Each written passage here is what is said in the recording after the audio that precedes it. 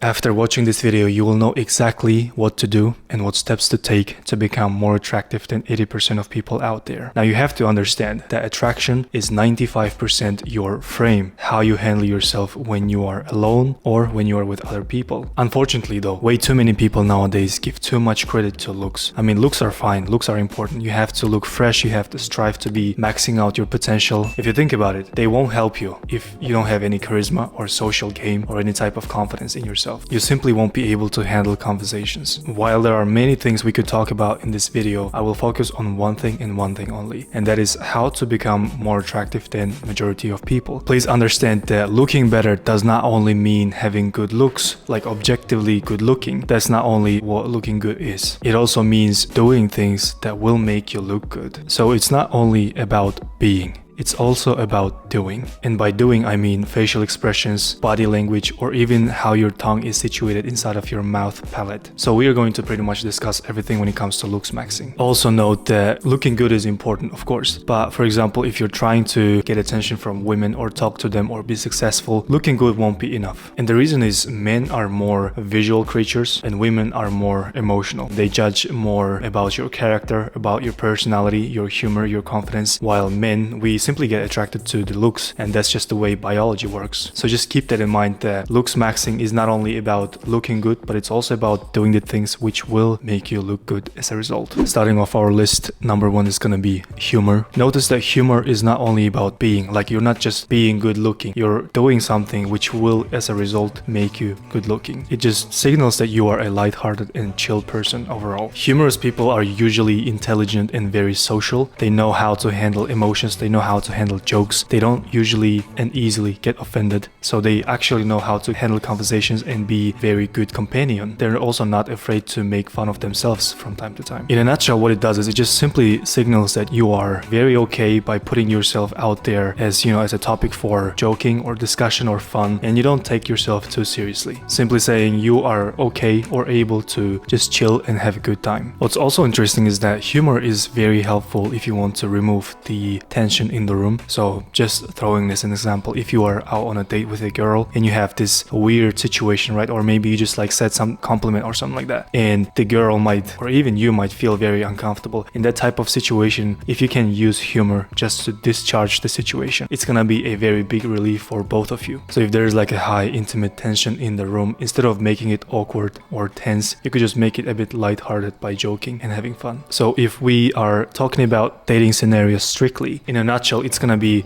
women like men who can make them laugh. As simple as that. Number two is gonna be C posture. Now C posture is basically when you're just like all clinched up like this and your body is in a very weird position. So C posture is really bad for you for a couple of obvious reasons, but there's one not so obvious reason, and that is gonna be your health. You have to understand the anatomy of a human body. You have your spine and these small discs in between your is it called like spine bones, whatever, and then when you lean down like this and you're all the time just like this, right? Your discs can slip and can get herniated, which is a very bad situation. But even if not that, basically your spine can cause a very much of a disbalance for your body, and you can end up like this or just permanently end up like this. It just doesn't matter. It could be any type of position. So before we talk about looks, we have to talk about our health, and sitting in this type of weird positions and all the time just, you know, being like a tree or C type of human, it's really not healthy for you, and you have to consider that. Besides that, we also have, of course, our social reasons. In a book which is called 12 Rules for Life by Jordan Peterson, there's a chapter which is, I think that's chapter number 2, where he talks about lobsters, and basically when lobsters win a fight against another lobster, he becomes very much like a alpha man type of lobster, you know, just the chest up, and I don't know exactly how it looks in the anatomy of lobsters, but in a nutshell, it just looks like they're very much confident about themselves, and they can also attract the best mates. You can also portray this example to human life. We have our confidence, our social status, and if you have a good posture, of course, it's gonna signal to other people that you are in control or you're confident. At least you have no issues with your self-esteem. Not only that, but talking about C-shape, we also have this power poses. So for example, you just like stand up like this, your hands on your hips. It just signals that you are a confident person, which gives a signal to your brain, which automatically produces more testosterone. I think it's a pretty good reason for you to consider your body language and your posture. Try to be more open to the world. try to have your chest up. In a nutshell, try to signal confidence and self-esteem. Next up, number 3 is gonna be skincare. I'm pretty hesitant to talk about this topic because it's the one which is pretty much very saturated topic nowadays. And the reason being is you see all of these advertisements online for skincare for men and all these magic lotions and cleansers. I don't know, it's just too much of a hyped topic. But on the other hand, if you think about it, you don't really want to be having acne when you go to an interview or a date. You don't want to have like some strange and weird stuff going on with your face. You have to understand that there's a thing like genetics. Some things you simply won't be able to change, just like your genes, just like your DNA. The skin that you have and the skin that you inherit might be also thanks to the genetics that you have. But besides that, let's talk about the basics. Of course, drinking water helps. Of course, having a good routine helps. Maybe having all of those moisturizers and how do you call it, like sun protection, SPF, whatever. Try to use them, but again, I'm not a dermatologist, I'm not a doctor, but I do believe that taking care of your skin and looking good, having like a good structured and attractive face is one of the most important things if you want to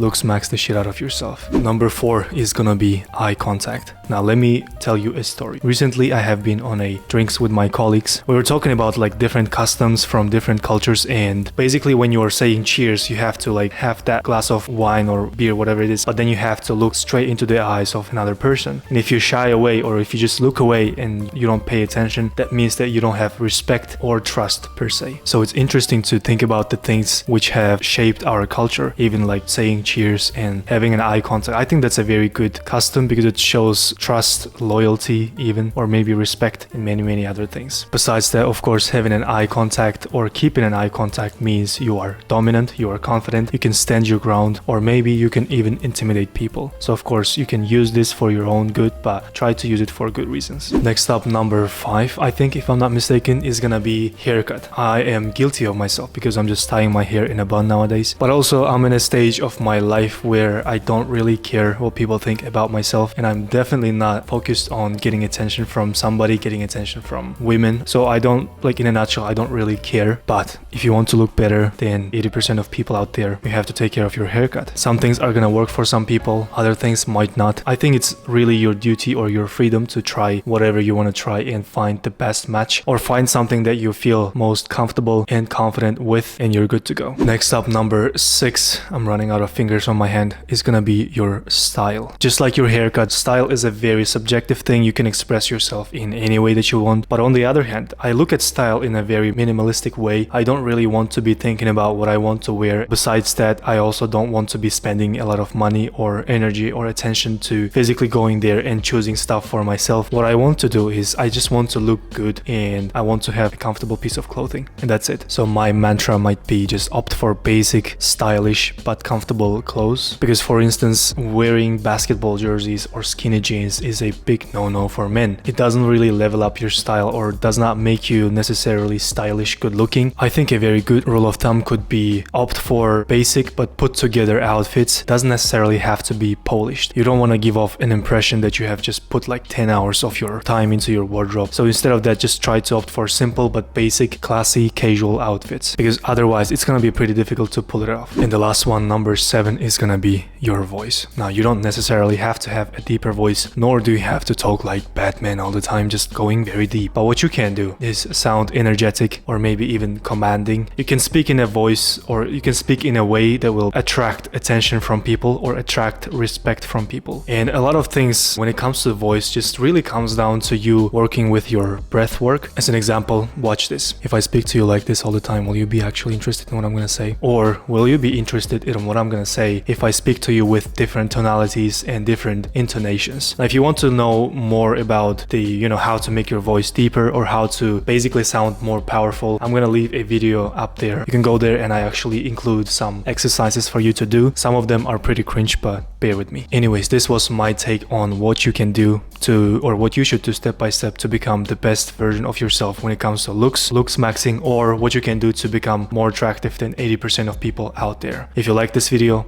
like and subscribe, and I'll see you in the next one.